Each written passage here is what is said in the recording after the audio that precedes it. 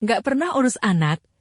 Tabiat asli Osi bunuh suami di Karawang, tergiur harta warisan, selingkuh terang-terangan di depan keluarga Arif.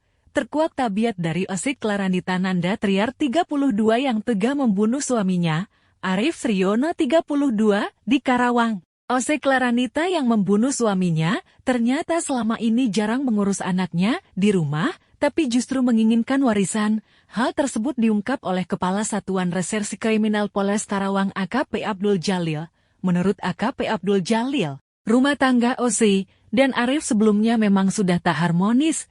Masalah tersebut dipicu karena Osi yang kerap keluar rumah tanpa izin suami dan juga tidak mengurus anak menjadi pemicu kekesalan Arif. Karena hal itu, Arif sering memberi nasihat kepada istrinya tersebut. Bahkan dikatakan Abdul, Arif mengetahui istrinya memiliki selingkuhan, tapi kita lakukan penyelidikan dan interogasi kerabat dan temannya lalu kami lihat chattingan di ponsel korban kepada istrinya, baik-baik saja tidak ada pertengkaran terhadap pelaku, ujar Abdul. Hingga akhirnya, Osi mengajak adiknya, Pandu 19, untuk merencanakan pembunuhan Arif. Kepada Pandu, Osi mengaku sakit hati karena sering dimarahi suaminya, padahal faktanya, pembunuhan itu didasari karena keinginan Osi menguasai harta suaminya. Osi mengadakan rapat alias pertemuan sebanyak 4 kali bersama Pandu dan RZ di sebuah indekos.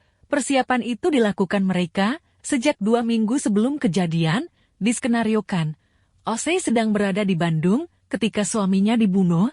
Sebelum pembunuhan terjadi, Pandu meminta Arif menjemput karena sepeda motornya mogok di sekitar pinggir irigasi Sasak Misra, Kecamatan Kelari, Karawang. Tak ada curiga sama sekali.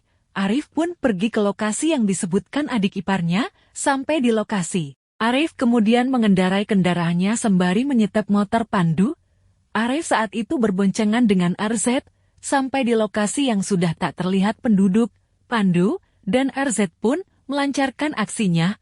Pandu dan RZ lalu mengeksekusi Arif di sekitar irigasi Sasak Misra, Kecamatan Kelari, Karawang, Selasa 9 Januari 2024 dini hari.